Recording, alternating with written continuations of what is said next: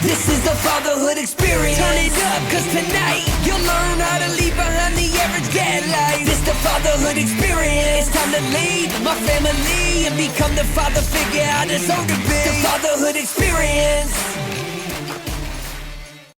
What's up, guys? Welcome back to another episode of the Fatherhood Experience, where we help dads become better dads.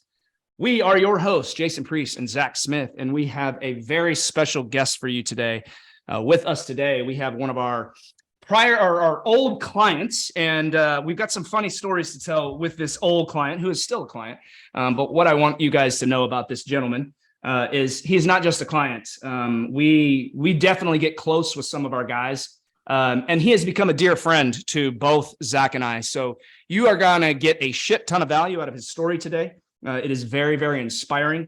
But we just want you guys to know, man, if you get any value out of today, just share the show. You're going to love what Adam has to say. And I'm not going to waste any more time. I want to get straight to the interview because we got a lot to unpack with his story. So without further ado, Adam, welcome to the show, dude. Zach, I'll let you get 2 words in a second, but I just had to throw that out there as our intro because I'm excited for today. I think he's talking to you, Adam. You're too kind, Jason. Thank you. And do you have something else, Zach? I don't know what the other goes. Do you have a second intro? No, man. No, I don't. No, we'll just jam, dude. We just jam. Yeah, don't even worry about it, man. But I'll hop right into it, dude, because I do want to know about the backstory. I want to know about what happened prior to joining the fatherhood, dude. We know that you're one of our top guys. You're one of the guys that has understood, like, hey, this is the plan. As long as I give it enough time, I'm going to crush. And that's what you're doing. But let's not start in the very end of where your current situation. Let's talk about where you were before. And I don't want to know about where you were before right before you joined the fatherhood. I want to know about growing up. I want to know about, like, were you that fat kid your whole life? Did it happen after college? Like, where were you exactly? And what led you to get to the point before you joined us? Sure. Like, what was going on? Let's rip. So again, couldn't be happier to be here and share my story. I love you guys, and we love you, dude. And my intro was spot on. Like I consider you a friend, and I can't say that about a lot of clients, man. Like we get close with some of our clients, but you're someone who when I get to see you in person, it's just a different connection, man. And I feel like we're on another level. And it's true. We're doing life together now. You're just a fucking stand-up dude, man. And I'm honored to call you more than just a client and to be able to call you a friend. And so dive in, dude. Let it rip. All right. So so growing up, I would say, if you want to go that far back, I'm 42 this year. I had a great childhood, man. It was good. We lived on a farm, grew up out in the country. Great family. Played sports, played football growing up. I would say that growing up on a farm didn't always lend itself to maybe the best food choices. I mean, it wasn't. Hey, do you guys want T-bone for dinner? It's how many T-bones do you want? Kind of situation. But that's just how it was, right? We grew it, we ate it, and it was good. And then was real active and played sports up through high school into early college. And I went to college to play football. I was recruited to play football there, offensive line. I declined that opportunity in favor of a job to pay my way through college. And it was fine. The football team it was like 0-12 the year I went anyway. So it didn't. Hey, let me stick this in there because let me shove this in there real quick because we have the running joke that you're a rather large man. You went from an obese large man to a lean large man. And so for context for all of our listeners, man, how tall and what do you weigh now so they know when we're talking about the football stuff? I am currently about 6'4". And then I fluctuate depending on training and how much Zach is starving me between 260 and 275. I'm probably 275. You're a large man. So when you hear football, guys, you can see this is a big dude. But when I get later, I'm going to talk about body fat percentage because my weight hasn't changed much, but my body fat I love it. has dramatically shifted. So anyway, so I did that, and then did normal partying through college. We did my fair share of partaking in high caloric intake parties and pizzas and things like that. So I would say probably after college was probably the worst in terms of weight for me because I got a real job. It was an office job. I sat down. I didn't change my partying habits. I wasn't married yet. And so I had the money to now go buy more stuff and eat more stuff. And then I was just sitting all day. So didn't do the activity along with it, and ballooned up to right before we got married. I was at about 330 pounds the first time. And so that was my highest weight ever. When we got married, I was that big. My little fingers were like sausages. I was like a size 13 or 14 wedding ring, which I don't even know where my original wedding ring is anymore because it doesn't stay on. So that was that. And then my wife at the time, she's always been the picture perfect model of health and fitness. So she was, I don't know, she's 5'7", 130. And so with this giant guy, it was just sort of embarrassing. So she nudged me a little bit. She's like, hey, maybe she was doing Pilates at the time. Maybe you want to try a Pilates class with me? I was like, not really. So anyway, I ended up going and I started doing Pilates, and I started to it was good. I got a little core strength, a little fitness. I started feeling good. We had that wife nudge. I got that wife nudge when I was fat. Did you? My wife's always been like a fitness minded individual. And I get it's the soft nudge, right? It's the one that's like, maybe I should do something, but it kind of hurts, right? That sideways kind of like just maybe poke something. Oh, sorry, I didn't mean to bump into your. At least you guys got the nudge, right? I had to look back at my wedding photos and I'm like, hey man, I'm fat as shit. Why didn't you tell me? She's like, I did. Whoops. Whoops. So my wife told me, but I didn't necessarily get a nudge enough to the point where I gave it any serious consideration until I looked at my wedding photos. I was like, I look like a fat shit. Anyways, yeah, we've all been there. So carry on. Go ahead. So yeah, the nudge happened. And so, my personality well enough. I'm not much of a just put a toe in the water sort of guy. I'm all in or nothing. No, right? you are. But I love that about you, dude. You go all the way the fucking hard to the paint, right? I make a very calculated decision, then we go all in. So I liked Pilates, and I ended up, you guys probably don't even know this, was a men's Pilates instructor at the gym. Like I got enough of a following and like friends to do it with me that they hired me, and I got certified to be a Pilates instructor. Holy shit. Wait until we get to the point where we talk about where you currently are and where you're going to be at the end of this year. Yeah, it's going to be a big switch, man. So I love this, the backstory. So what happened is you were an athlete growing up, but after college, when you got your job, you started becoming sedentary, and that's when you started actually accumulating the weight. Now, the reason why I wanted to ask about that is because there's a lot of guys listening who are either the fat guy their whole life or just happened afterwards, right? I want them to really, really relate to your story and understand that shit can change as long as they do too. So let's forward a little bit to right before you joined us in the Fatherhood. I was medium fat as a kid. Medium fat. Okay, medium fat. I was medium. Did I ever tell you guys the story about when I decided to be a shot putter in high school? Because the cool thing was to be on the track team. No way. You did. So you were a shot putter. Well, I was clearly the big guy, and I was like, well, all right, well, I can do shot put. So, but every person that did a field event had to do a running event. Okay. Wow. So mine. So how was that? I was clearly the 100-yard dash was like literally the max that you were going to get out of this guy. What was your time? I got to ask. What was the time? It's worse than that, dude. Like I got nicknamed the Flash. That feels good. It does feel good. I'm assuming it was sarcastic. Final track meet of the year, all my friends laid on the infield and spelled out with their bodies FLASH as I was running my final 100. I love it. The last one. Oh man. Okay, so let's fast forward a little bit after your Flash days to just before you joined the Fatherhood. What was the reason why you joined, man? Like, what was happening in your time or in your life at that time that made you be like, hey, you know what?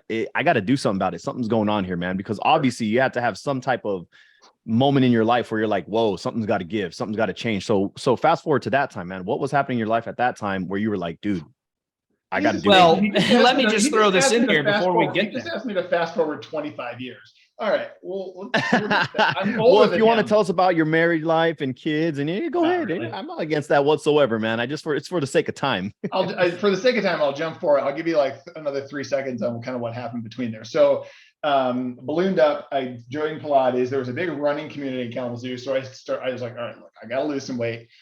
So I started running. I ran 4 marathons in this period in the last 25 years you asked me to skip over. But I dropped 100. Zach, you fucker. Yeah, fuck, there's good stuff here.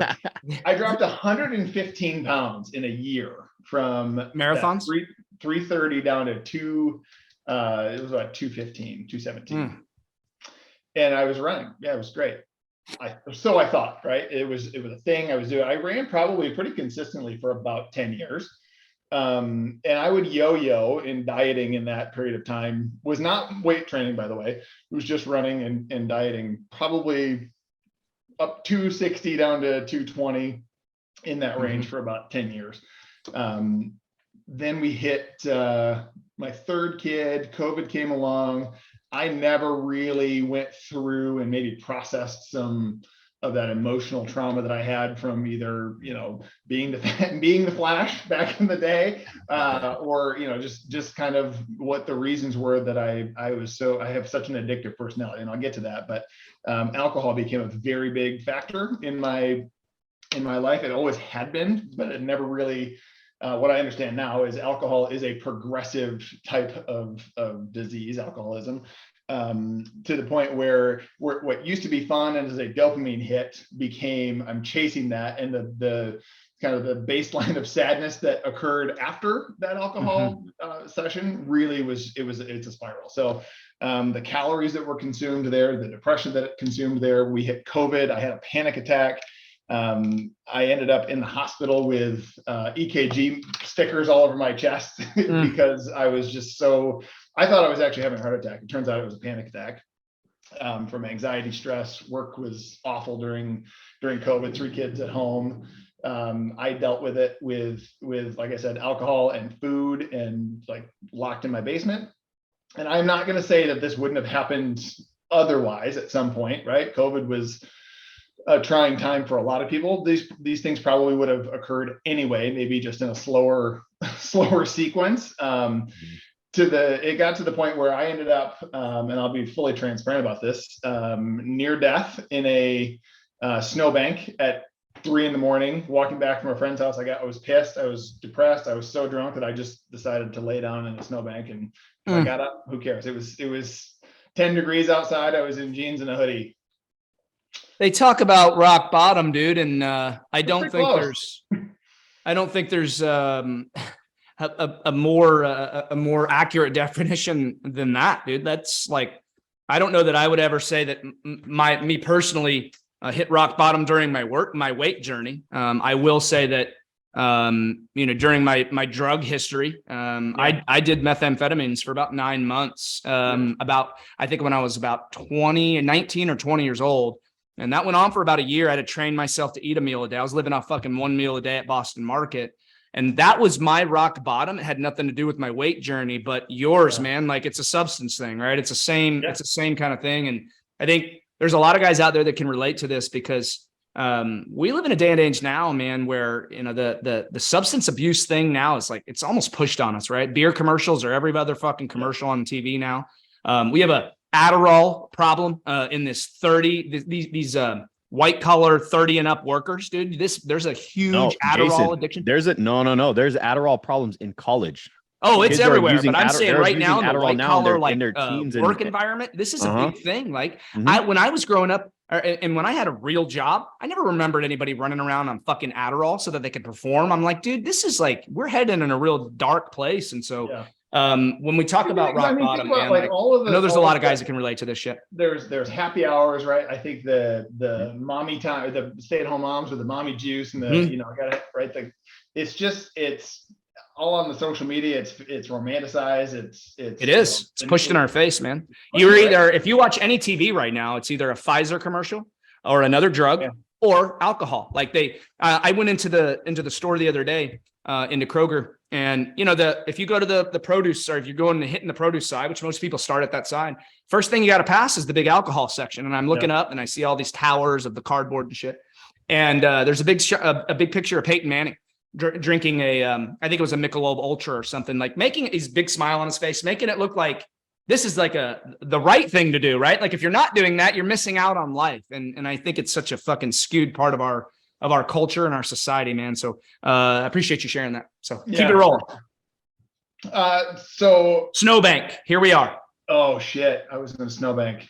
So what's funny about that is if you were an outsider, other than my general attitude, right, looking in on paper, it's fucking fairy tale. We've got 2 great jobs, we've got 3 beautiful children, you know, a great house, great neighborhood, great friends.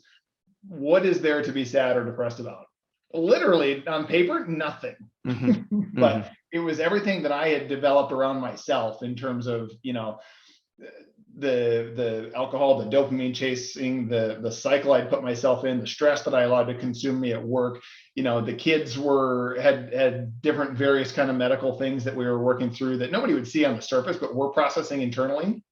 And it created an addiction spiral for me. And so I was treating my anxiety, my depression with things that cause additional anxiety and additional depression. And it hit a breaking point for me.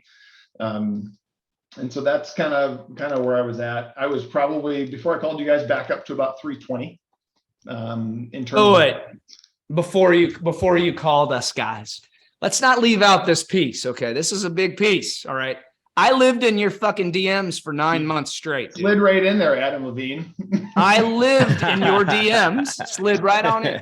I lived in your DMs for 9 months, and you'd give me like some little some little half-assed responses. And I remember like they'd get a little bit warmer. I'm like, this guy needs our help. This guy needs our help. I stayed on your ass. And you finally came around, and I remember that day because I was like, all right, we finally reeled him in. It's time to help him. And that's a big piece because you weren't ready when you came into our world. You hung out on the sidelines for damn near a year. Remember, and you at the retreat, you said the only thing I regret is that I didn't start sooner. I didn't have the emotional or mental capacity to take on another. That's okay, thing, right? And that's by the way, if anybody listens to this, if you listen to this, right, I know that there's like a whole lead time into change management, starting something new, starting a program, and it's like you have to do something, but it's so big. Yeah, that it's how do I even start? Can I start? I don't have the mind share to start this. That is not to be discounted. That's a real thing.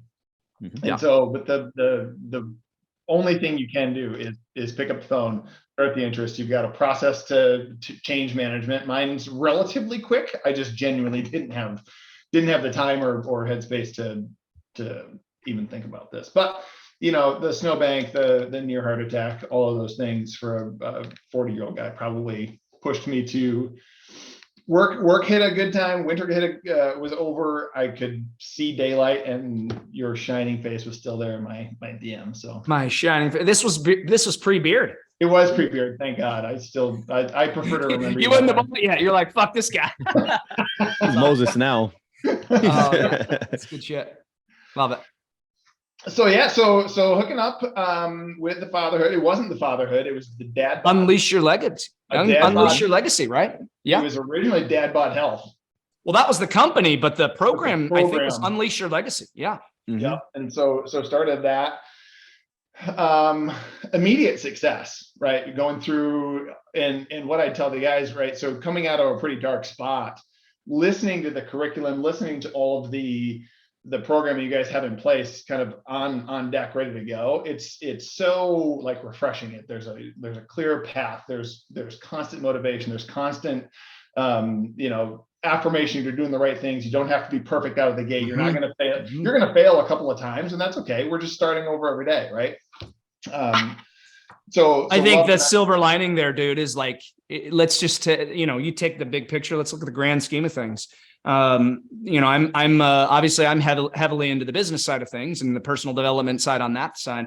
I know that Zach is we both invest in ourselves in terms of the personal development side. And a couple of the guys we've been really listening to, man, is that they preach that to the core, man, is that if you don't accept the fact that you're going to fail, and like failure is your biggest lesson, right? That's how you learn. It's the quickest path to learning is failing, figuring out what the fuck you did wrong, and then moving forward. These people that think that these people with this mentality that like, I'm going to fail at that if I go there. Yeah, you are going to fail, dude. You're going to fall flat on your face, and that's okay. That's how you learn, dude. That's how you decrease your knowledge gap and accelerate your progress it is by falling on your face a couple of times. And so I'm glad you pointed that out, dude, because we're all about progress over perfection. You live by our 1% mentality every day. I do every day. If I don't get a PR or 1% better every day, it's a failure to me. So yep.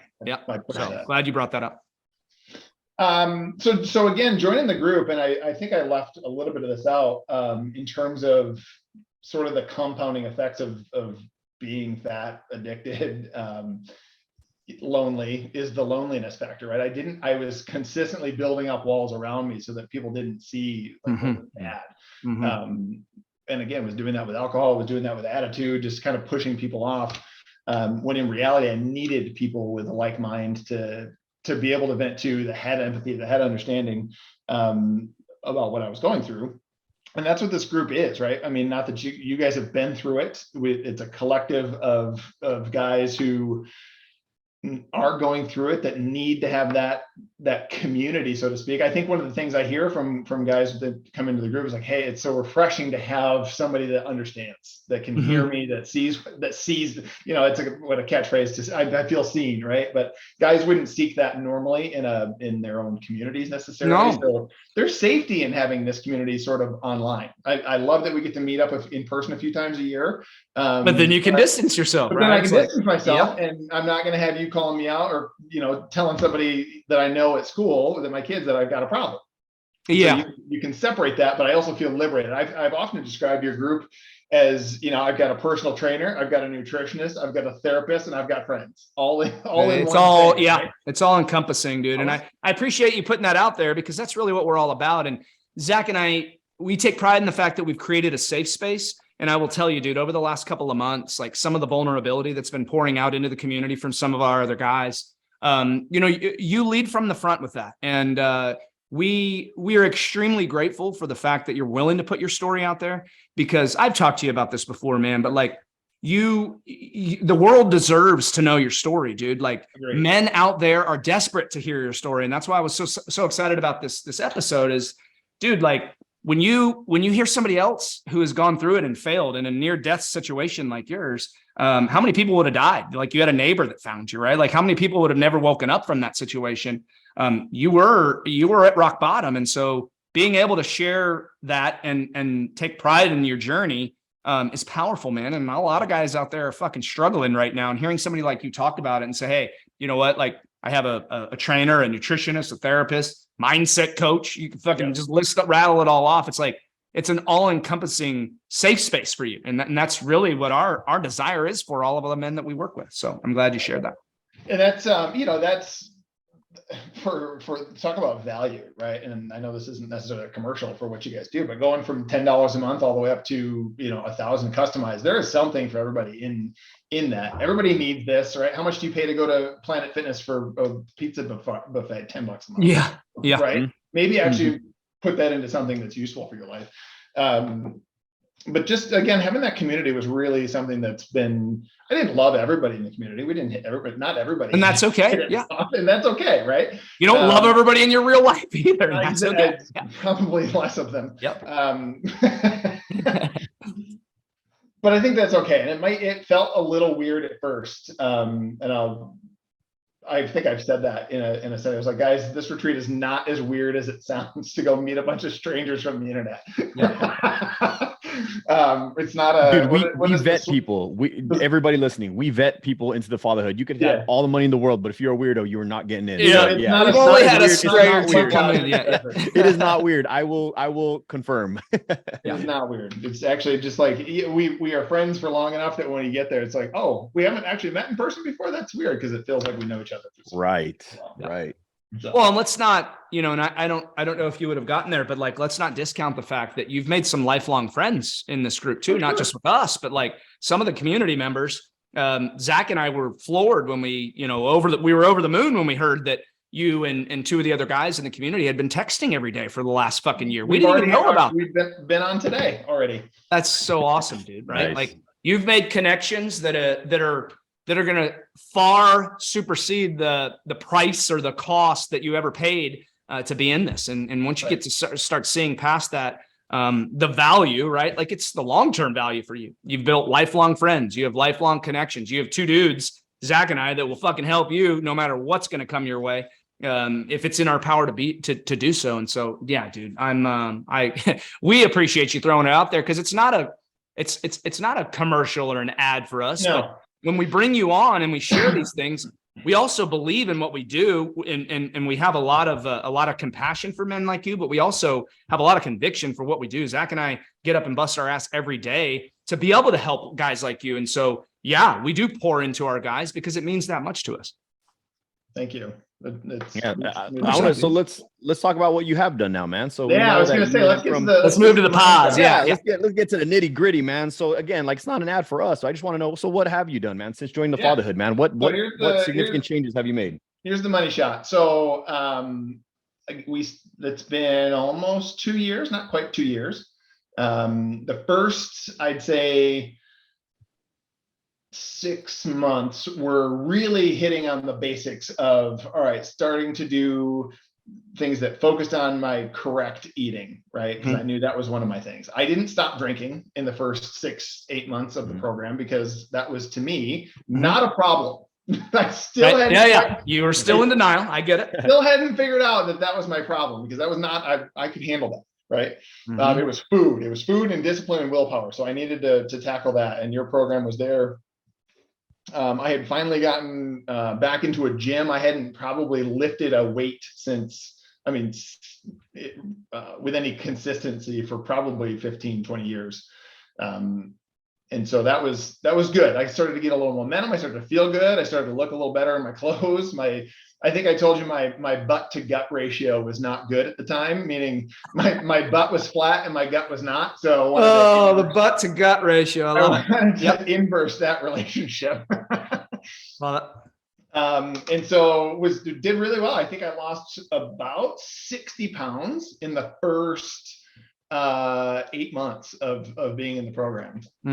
And that was I went from I got down to about 260 from that 310, 320 mark. So it was good. I felt great. Don't forget the fact that your wife did give you a butt compliment. I think that was the first thing you ever told us in regards to your progress. You didn't tell us about the weight. You didn't tell us about your mentality. You didn't tell us about anything. You told us, hey, my wife complimented my butt. So your butt to gut ratio started to improve. I was coaching football and I ran out of the field, and she was watching from the bleachers. Told me later, I was like, wow, your butt was little, had a little firmness. But not like down. What a win. Feels good. It was good. Love it. Well, and I remember some of the messages. It's funny because we still have some of them on like our websites and things that we use. And I remember one of your messages that stands out to me is like, you're helping a lot of dudes down 30 pounds, up muscle mass. And at the very end, it's like wife time's better. Wife time's a hell of a lot better too. Hell of a lot better. And I was like, that's it. She's like, she was noticing that I was caring a little more about myself. I cared a little more about her. All of the things that you guys are teaching is, seems stupid on the surface. Like, God, these are just dumb little things. The daily gratitudes, the breathing correctly, just doing those dumb little things actually do add up 1% every day. You're not gonna boil the ocean overnight. And just getting started to the point that, for anybody listening to this that can't start, just realize that you can't just say, just start, but do one thing, do a small thing. Sit at your desk. I had my journal right here. Open it up. What am I thankful for today? If you don't exercise, you don't eat well, just do one thing just to start that mindset. You don't have to do anything but sit there and say, right now, I'm an all in kind of guy. So once I was going to that was my hesitation to start, is knowing that when I was going to do something, I was going to have to do all the things all at once. And that is intimidating to a guy who's, severely overweight with anxiety, crippling anxiety. And depression, that's hard. So I absolutely empathize with anybody listening to this. You want to call me, I will talk you off the ledge without one of these guys trying to get you to sign up for their program. But you can. No, we appreciate you, dude. Like, do it. Zach and I actually talked about this too, because like you even put a while back, you put out a financial offer. You're like, dude, I believe in you guys so much that I'm willing to pay part of somebody's fucking membership.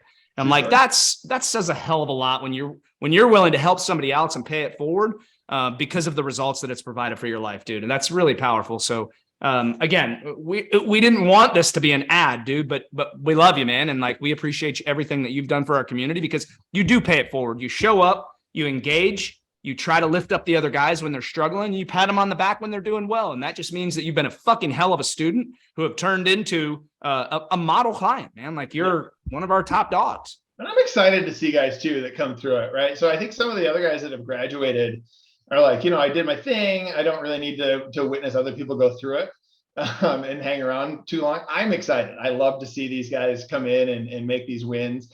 I joined and you guys were doing some personal best challenges. I had no idea what the fuck that meant. Now I'm winning. Now I'm winning those competitions, right? So nice. I love that, and I plan to be around and watch every class go through. So that's awesome, kind of fun. Dude. So what else happened, right? So I gave you 6 months. I lost 60 pounds, gained a little confidence. I think that around then, again, I was still boozing pretty hard because you told me I could if I wanted to. We gave you permission. Yes, I understand, but there's difference because yes, you can still drink. I am an alcoholic and cannot drink. So we'll get to that point. But we ended up going to the retreat in Texas, transformative events. I know that's been pretty well documented in other forums, but if you haven't seen it, go check out one of the videos or links. But just being able to, for the first time, share really, and it was a simple question. 20 guys in a group together. Simple question: what is the one thing holding you back from being the most elite version of yourself? And that has resonated with me. I continue to ask myself that. That's in my kind of, when I do the daily gratitude parts, like what's the thing today that's holding you back? Is it something you're doing? Is it something that you need someone else to do for you or because of you or whatever? And for the answer, so I was blown away. The answer that some of those guys had given us at the time were terrible, right? My problems were pretty small compared to the childhood abuse and things they went through. Golly, some of those things, it broke my heart, man. And when that added a full emotional component for me, because I knew what we were giving to the guys that attended, right? I knew that we were going to have some vulnerable moments, but when some of these guys started opening up about being sexually abused, being raped as a child, being taken advantage of, like that shit fucking hurt me to my core, because I don't know if you guys remember, we had one individual there that held this in the majority of his life and has never dated, never had any kind of relationship, has been a loner his entire life, all because of something that scarred him from a child. And that was the very first time he's ever fucking told a soul about it, dude. He waited damn near 70 years to tell somebody about it. And now he's free, right? I don't know what he's doing now, but now he's free. Not to mention, the night before he actually opened up with that, he said that he would take this to his grave and never open up about it to anybody. And what the craziest thing about it is, we all look like a normal group of individuals. We look like some cool ass dudes, just had normal, upbringings, but we just gained a little bit of weight, right? No, you wouldn't imagine some of the shit that some of these people are going through, man, which I'm glad we're talking about, because the bottom line is everybody's going through some shit. Everybody has some skeletons in their closets. Everybody has something going on. But that's the bottom line. Happened. You can't do that at a local therapist, because you might see them at the grocery store. You can't do that with your buddy, because that just changes the dynamic of your entire relationship. Right. True. You can do that in a setting like this with friends that you can kind of compartmentalize, which is great. I don't compartmentalize you guys anymore, but not us. But yeah, I get what you're saying, dude. It makes a lot of sense. It really does. You live in Vegas. You live in Texas. I live in Michigan. There are thousands of miles between us. We don't have to talk about it if you don't want to. I don't feel. It's funny because you were one of the ones that said this, but I actually had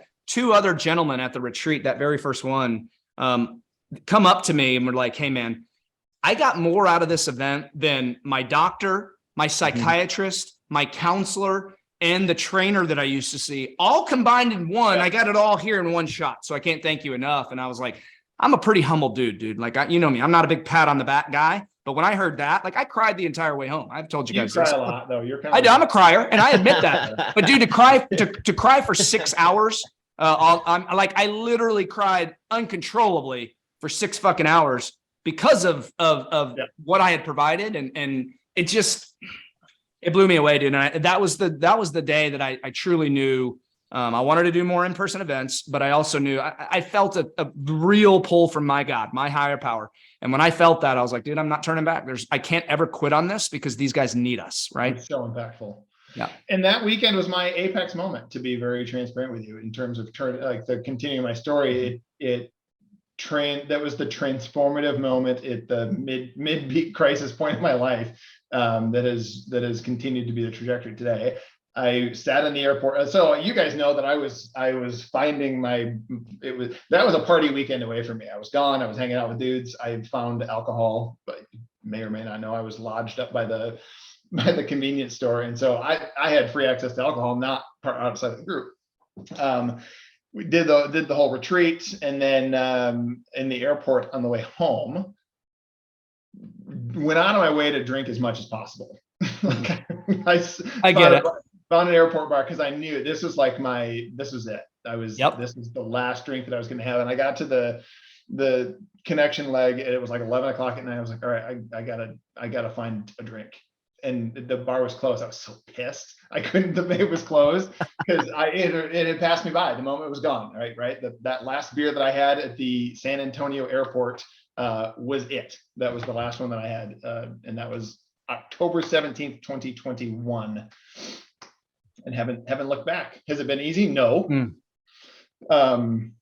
It's getting easier every day. My brain is no longer wired around alcohol. My brain is no longer wired around Monday thinking, oh shit, and it's, general depression, anxiety, hatred for 3 days until I can start to think about that drink time that's coming Thursday or Friday. I can plan my day around it. I got to hit the grocery store, and I know what I'm going to have for the weekend, right? And I just got that whole plan, and then it was a cycle, so it just got more and more.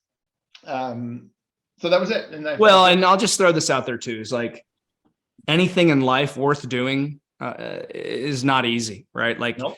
Anything that you think of that you've accomplished in your life, it came with some fucking hard work. There's not anything that gives you a true sense of accomplishment or fulfillment that you didn't bust your ass to do. And I know that your battle with alcohol is a daily battle, and it's never going to go away, right? There's always going to be that little inkling in the back of your mind. Like, maybe I'm not an alcoholic today. Right. I could probably. Yeah, I can maybe get one. Yeah. I could probably get one, and I know better.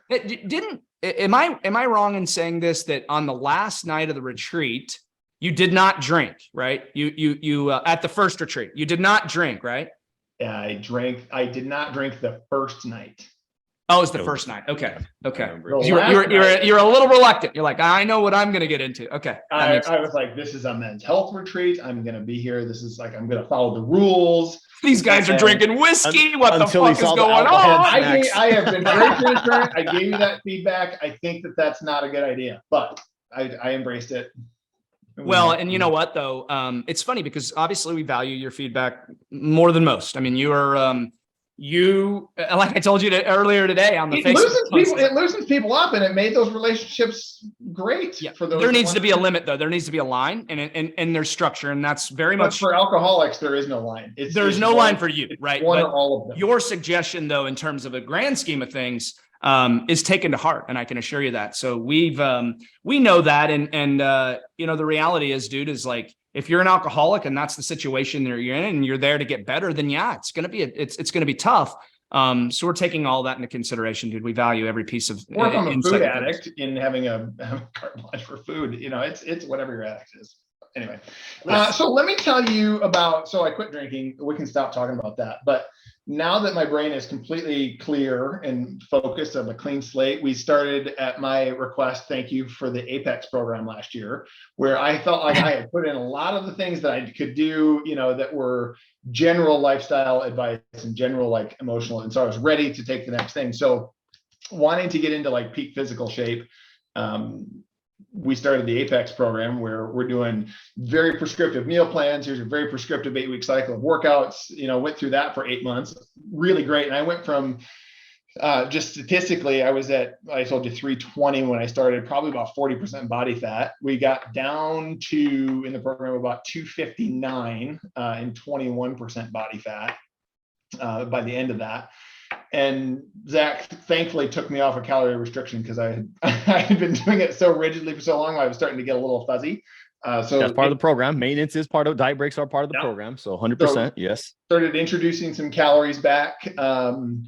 Apex graduated, was very consistent with working out, lifting, and doing the cardio 4, if not 5 or 6 days a week. So I just, again, all in, kind of got obsessed with it. And that's kind of my personality. This is a better thing to be addicted to than food or alcohol or drugs. And so statistically today, and that was, when did we end that? Like 4 or 5 months ago. So I'm up a little higher. I'm about 275 today. But my body fat hasn't changed much. I'm still at 223, and my muscle mass, I got on the scale the other day, is pushing 130. So when we finished, you are an animal, dude. I don't. Do you have those stats from Apex? I think I started at like 102. I'm not sure, but that's a lot. I have about 100 pounds of muscle mass on my body. That's a lot, dude. I'm at 130 pounds of muscle. So I feel pretty good about that. So like I said, if I'm going to be big, I'm going to have some fun with it and be. So I'm not currently today in a calorie deficit where I'm like, super tight headed for abs, but I am functionally very fit and like I'm happy with the weight that I'm at, which is equally as important to being, aesthetically pleasing. So I'm at a place where I can easy to maintain. I'm having fun, and I like what I see in the mirror. You're living life on fire, man. Yeah, that's super important. That's super important to note. Fitness is subjective. Fitness for everybody is going to be different. It doesn't mean you have to have abs. It doesn't mean you have to run a mile in under 6 minutes. It doesn't mean you have to squat 4 plates. It doesn't mean any of those things. It depends on you and your personality. And you found that happy medium, right? Because some people would come in here and be like, wait, this guy only lost 60 pounds over the course of 2 years. Yeah, but there's body composition things to take into account. There's your personal interest and preference as to what is success to you, because the bottom line is when you try to follow somebody else's definition of success, right, most of the time it will only be temporary, because you have to know what truly works for you. And we talk about self-awareness all the time, and you have found that. Yeah. You're chasing somebody else's definition of success. I was chasing the Instagram, V-shape six pack. Yes. My body shape isn't like that. I love that you brought that up, Zach, because I think a lot of guys, and this is important for our audience to note, that when you do have to create your own definition of success, right? And that's not to say you drop your standards. Well, I'm successful if I'm only 20 pounds overweight. That's not what I'm saying at all. I'm saying that you've got to get to a place where you realize that if you continue on your journey and you continue to learn, you can continue to execute on the tasks at hand, you're going to get closer and closer to whatever physique you're chasing. You may never look like fucking Michael Phelps, right? Like if that's what you're going for, because he's a machine, but you could get damn close if you keep showing up and you keep putting in the work. And I don't want to lose sight of the piece, right? We talk about the physique, the weight loss, the body composition, but you're kind of a different dude now. You're not an alcoholic. Your mindset has completely taken a 180. You're not depressed anymore. You have a family that you're very involved with, instead of waking up on Sunday morning hungover while they're in the kitchen making breakfast. Like your life is completely taken a 180. And so it's not that the weight piece is great, right? But like you put all that together and like you're a brand new man, right? You're a man that you can look in the mirror and be proud of on a day-to-day basis. This has been a very symbiotic relationship. We have both done our parts in this. You put together the program, you chased me. I accepted, I put in the work, and we have continued to build on each other. So it's been a very... And now we're friends forever. Now we're friends forever. Can't get rid of me. Oh, I love it, dude. Well, hell, this is so fucking awesome, man. I know that Zach and I both, like, we really appreciate you taking time out of your day. This is not video. Because you haven't, if you have, you see those guns. Look at us flexing on us. Here goes flexing on us, man. Any of those who are watching this video, you can see Adam flexing right now. Look at that shit. Those 132 pounds of lean muscle mass, dude. Hey, speaking of that, Jason, before you wrap this up, dude. Yeah. I was going to give you some final thoughts. It's been awesome to hear about the backstory and what led up to you joining us and the transformation that you have had. But now that you've unlocked that part of your mind where you're like, holy shit, I am in total control and I'm about to do some badass shit. What are some badass things that you're going to be doing at the end of this year, man? Because I want people to realize that you could do whatever the fuck you want. We couldn't end without this. Yeah. So I am now, as of last week, officially a member of the U.S. Powerlifting Association, USPA, and I plan to compete in my first event in November this year as a official powerlifter. So awesome, dude. like I said, I've always been a big guy. I had the football build and never really did much with it. And so I've decided if I'm gonna be happy and a big guy anyway, let's have some fun with it. And I'm gonna be a powerlifter. So Anybody out there listening, if awesome. you can picture Brian Urlacher. This guy looks like he's a similar Brian Urlacher build, dude, a fucking beast of a linebacker. Dude, I'm thrilled. This will be a great interview for anybody that wants a little bit of inspiration, because you are the definition of inspiring someone. Let me give you one final chance. Is there any final thoughts that you would like to tell the audience, or any Blair? I mean, yeah, I know you're not looking to connect with people, but they can go look at our website and see your shit. We're going to make sure you're blasted all over there. But any final thoughts for the audience? Anything you want to tell anybody out there who might be struggling, and not necessarily a pitch for us, but like some encouraging, thoughtful words where they might be able to take that and run on this Monday. This comes out on Monday, so it's Momentum Monday, and then it is Momentum Monday. Well, yeah. for starters, 1 foot in front of 1% a day. That's been my mantra. The 1% a day has kept me going. Every time I show up to the gym, or it's just got to be, what am I going to do to get 1% better? Mm-hmm. But I think for anybody that's maybe for the first time listening to this, you're in a shitty place probably, and you're seeking maybe a little bit of help or inspiration. This is as good a place, if not the best place I could have come across. And I'll tell you, I searched high and low when I decided that it was time for me to make a change. I had previously actually had hired a trainer at my local gym, which turned out to be just somebody to watch me work out and talk to me, which really is what I needed, right? Is somebody to talk to me and have a relationship with. Didn't work out. It wasn't a good match. Personality was terrible. So I searched high and low for this group, and it was cosmic, so to speak. I don't know how we ended up connecting, or what the algorithm was that made this work. Yeah, you found us in a free Facebook group, dude. You saw an ad for a free Facebook group and you joined it, and you started watching a little bit from the sidelines. Yeah. It's unique, and there are groups out there that do this sort of thing, is either individual, but they're out to sell you a supplement or a package, or I don't know what it is, right? But the curriculum that's behind all of this, and the mindset is unmatched from we're selling you hard work, but we're going to change your life while we do it, right? Like, because you got to work hard no matter what in life, and if you're not willing to put in the work, you're not our guy, right? And I think I came from a spot of being very lonely and felt isolated and felt like there was no place for me to get what I needed. I was looking for, men's support groups in town, and just somewhere to be. And this is a place that you can belong. So. Hell yeah, dude. Well, Adam, we are truly grateful for you taking time today, dude. We love you, man. And we appreciate you sharing your story with the world, especially on our show, right? This is a story that a lot of guys are going to get a shit ton of value out of, man. And I just want to thank you again. And for all of you guys listening right now, man, if you think this story, Adam's story, will inspire one man in your life, just share it with another man. Let them get the value out of this interview, because you never know what one little nugget might do for somebody's life, one little thought-provoking mindset quote, anything Adam might have said in the interview that might be able to help turn somebody else's life around. So just share the show, man. You guys go get better today. Today is Momentum Monday. Like I said, go crush it this week, and we'll see you in next week's episode. You guys take care.